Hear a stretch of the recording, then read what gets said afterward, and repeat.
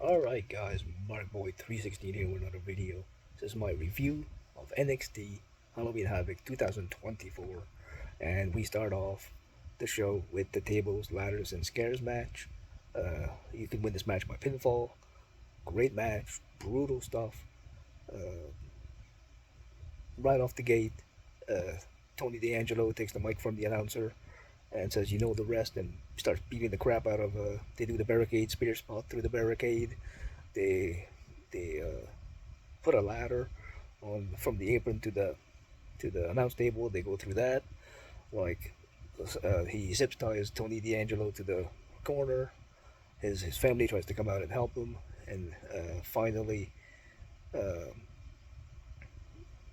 Stacks and his other family member hit the Shatter Machine, basically FDR's finisher on Oba Femi. They nail him in the back of the head with a crowbar, and he finally gets spinebustered through the table by Tony D'Angelo. 1, 2, 3. Tony D'Angelo retains. I picked Oba Femi because it was a pinfall match instead of grabbing the title like a TLC ladder match, but yet the pin. So I thought Oba Femi would get the win. I was wrong. Great match to start off the show, and yeah, well, very well booked and a great match, and made look Tony D'Angelo look strong. It took a lot of help to beat Oba Femi, so it keeps him strong. So that's good. Great match. Then we had the women's tag match: Julia and Stephanie Baker against Perez and uh, Cora Jade. Great women's tag match. Everybody looked great in this match. Cora Jade hadn't wrestled in I think over a year, so she looked great. Stephanie Baker and Julia, they look like stars. They look like they're gonna really help the women's division, and they pick up the win with Stephanie Baker pinning Roxanne Perez. Like I said in my prediction, I got that one right. Looks like she'll get a women's title shot in the near future, so that's great. And nothing nothing bad in this match. Great match and pretty good. Then we had the ambulance match with Ridge Holland and Chase, Andre Chase, and a good match, a good ambulance match again. They usually have these ambulance matches. I think it was the seventh one in WWE history. So again, some cool spots using the stretcher as a weapon. They use kendo sticks and chairs. They use the announce table. Great DDT by Andre Chase on Ridge Holland on the table. Looked pretty cool. Big dive from the top of the ambulance onto Ridge Holland by Andre Chase. Then Ridge Holland does the catapult maneuver, and Andre Chase hits the bottom of the door. That looked pretty brutal. Then he just swings the door right into Andre Chase's head, throws him in the ambulance, and gets the victory. Great win for Ridge Holland. Interrupts Bully Ray and his podcast partner there during an interview. And Bully Ray said, "This is the second time you interrupted my interview. I'd appreciate it if you wouldn't do that again." So I think that's leading to a match with Bully Ray or Bubba Ray and Ridge Holland, probably in a tables match at NXT on November 6th when it goes to the Philadelphia Arena, the ECW Arena. So I think it's gonna end up being a table match. But first, I think he's gonna have another match. More on that later. Uh, then we end up having the a match that we only had set up on the pre-show because we didn't know the stipulation. It was Kalani Jordan defending the Women's North American in a gauntlet match against all three members of what's the name of their group?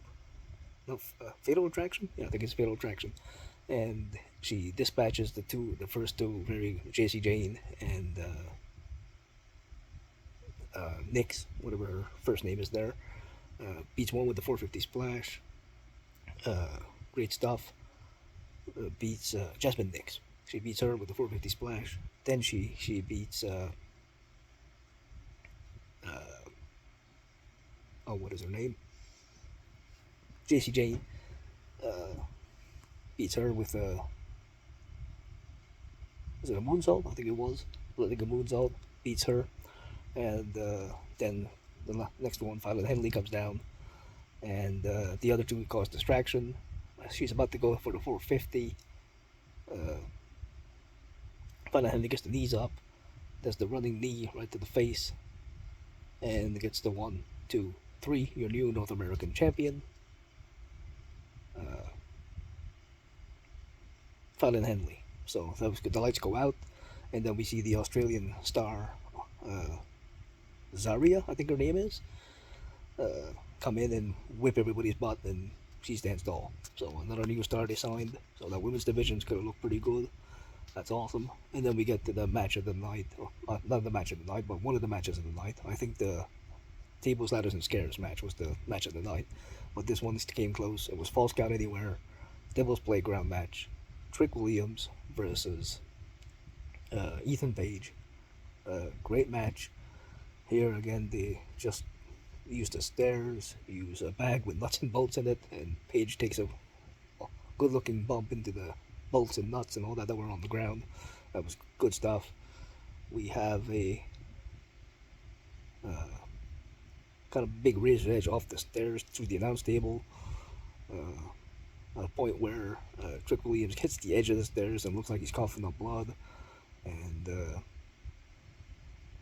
Ethan Page goes for the win, but can't get the 3 count.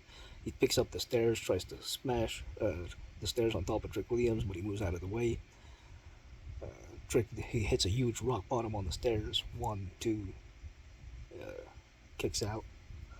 Then he finally nails Ethan Page with the trick shot, the big knee, and gets the win. 1, 2, 3, and still NXT champion Trick Williams. And a great match. I thought it was great. And at the end, Ridge Holland comes out, starts beating the crap out of Trick Williams, and Ethan Page turns him around and says, "What the hell are you doing? This is none of your business." But then thinks about it and lets Ridge Holland and him keep beating up Trick Williams. And Bubba Ray comes out and makes the save. And I think that's leading into Bubba Ray and Trick against Ridge Holland and Ethan Page in a tag match, I imagine, right before the ECW Arena show, where I think it's going to end up being Bully Ray and Ridge Holland in a tables match. That's what I think is going to happen there.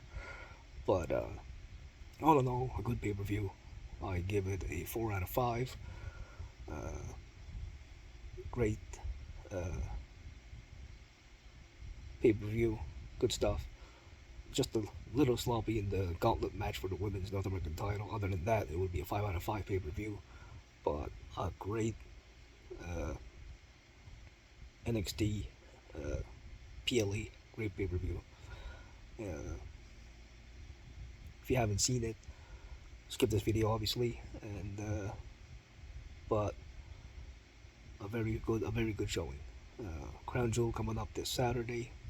Like I said, I will not be watching it live. I'll be working 12 to 8. It's at 2 o'clock in the afternoon, so I'll have to catch the replay at 10 p.m. At night. So yeah, thank you guys for joining me, and I will catch you guys in the next one.